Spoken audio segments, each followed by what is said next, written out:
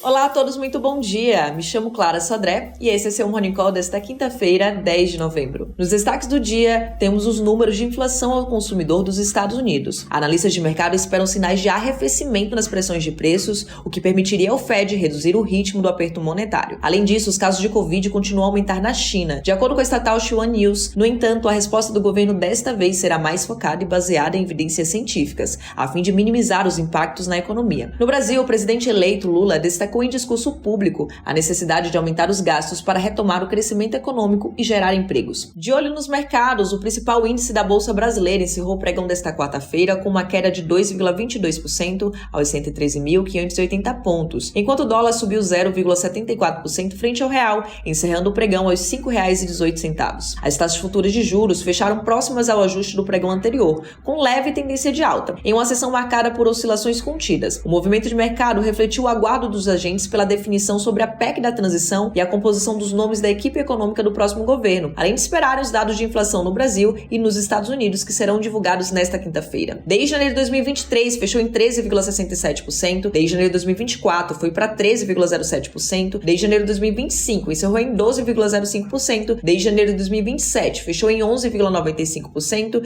e desde janeiro de 2029 foi para 12,07%. Mercados globais amanhecem mistos, com foco na divulgação dos dados de inflação ao consumidor e no avanço das apurações das eleições parlamentares nos Estados Unidos. O consenso da Bloomberg apontou uma queda de 8,2% para 7,9% no acumulado anual da inflação americana. Em caso de surpresas negativas, o movimento de aversão ao risco nas bolsas globais poderá ser acentuado. Já em relação às eleições parlamentares, a disputa segue acirrada pelo Senado americano e as chances de uma onda vermelha dos republicanos parece distante. Na China, o índice encerra em baixa, à medida que os casos de Covid-19 seguem escalando no país e estrategistas revisam para baixo suas expectativas. Nesta quarta-feira, o BCA reduziu sua visão para negativa na região, reiterando preocupações com o aperto monetário americano, desaceleração econômica local e redução das atividades do comércio internacional. De olho na economia ao redor do mundo, as atenções seguem voltadas nos números de inflação ao consumidor dos Estados Unidos, pois essa poderá ditar o ritmo do aperto monetário do Fed. Além disso, nas eleições de meio de mandato dos Estados Unidos, os republicanos tomaram o controle da Câmara por uma margem mais estreita do que esperado. A disputa para o Senado ainda está aberta. Além disso, os casos de Covid continuam a aumentar na China. E de acordo com a estatal Xinhua News, no entanto, a resposta do governo dessa vez será mais focada e baseada em evidências científicas, a fim de minimizar os impactos na economia. Mesmo assim, os preços das commodities estão caindo esta manhã, refletindo o risco do Covid intensificar a desaceleração econômica do país. No Brasil, o presidente eleito Lula destacou em discurso público a necessidade de aumentar os gastos para retomar o crescimento econômico e gerar empregos. A equipe de Lula está negociando com o Congresso uma licença para gastar acima do teto constitucional em 2023. Nesse sentido, a fala pode ser um sinal de que o tamanho da licença ficará próximo do limite superior da faixa de expectativas do mercado. Outra possibilidade é retirar os programas sociais, incluindo o programa Bolsa Família, do teto de gastos. A nosso ver, considerando que o Brasil está com uma dívida relativamente elevada,